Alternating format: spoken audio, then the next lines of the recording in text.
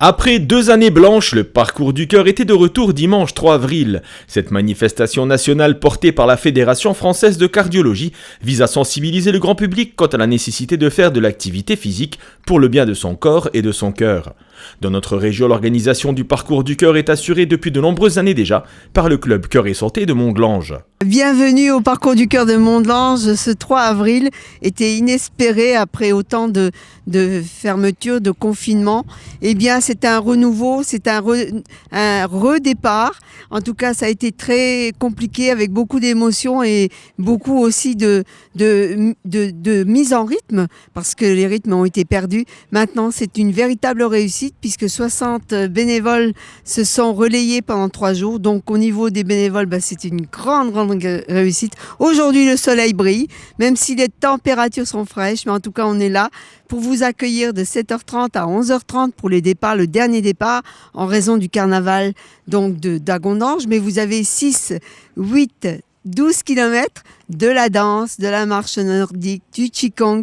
Nous avons tout pour faire de l'activité physique en grande convivialité et c'est ce que recherche la Fédération française de cardiologie par le biais de tous nos clubs Cœur et Santé qui se situent sur toute la France. Beaucoup d'activités physiques donc durant cette journée, mais pas que. En effet, le parcours du cœur, c'est aussi un rassemblement des acteurs de la santé. Nous avons suivi la présidente montglangeoise pour les rencontrer. Et sur ce parcours 2022, eh bien, nous avons le plaisir d'accueillir plusieurs participants et des associations et puis les Thermes de Bains-les-Bains qui sont nos partenaires depuis plusieurs années. Émilie Rennes qui vient présenter la saison 2022 des Thermes. Tu veux dire un mot ? Oui, donc effectivement, la station thermale de Bains-les-Bains, puisque nous proposons une orientation thérapeutique pour les maladies cardio-artérielles. On est vraiment très content d'être aux côtés de Carmela et toute son équipe chaque année maintenant pour pouvoir parler de cette possibilité de prise en charge à la fois au niveau de l'activité physique et puis de la détente, de la cure thermale, etc. Voilà, alors sur ce parcours encore, un grand plaisir tous les ans, depuis plusieurs années d'ailleurs, l'IFSI, l'Institut de formation des soins infirmiers. Et aujourd'hui nous avons...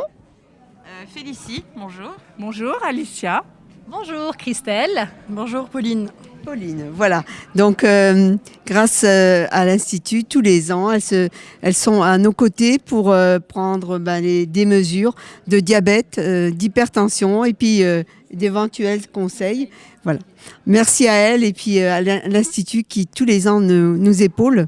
Des amis toujours, c'est les secouristes de la Croix-Blanche avec qui nous avons depuis maintenant 20 et quelques années fait les premières formations et qui continuent puisque en avril et mai prochain, nous avons prévu des PSC1, des formations aux premiers gestes. Vous savez l'importance de ces premiers gestes. Ensuite, nous accueillons l'Apodec. Donc, je vais laisser à Monsieur Mangel le micro, s'il le veut bien. Présenter en quelques lignes juste votre association, parce que c'est important. L'Apodec, au départ, c'est une association sur porteurs de défibrillateurs. Et depuis quelques années maintenant, c'est porteurs de défibrillateurs, stimulateurs cardiaques et pacemakers. Donc elle est basée sur Paris, le siège social.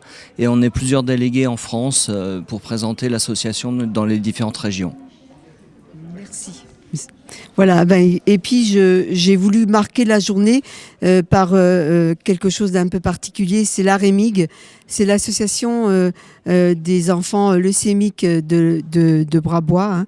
Donc on a dans notre entourage des enfants qui souffrent de cette leucémie et donc un ami a bien voulu créer des petits sujets de Pâques qui ont été vendus au profit de cette association et ils sont situés donc à l'autre bout. Si vous voulez bien, on y va, on regarde et on prend une photo parce que j'estime qu'on a aussi du cœur pour les autres.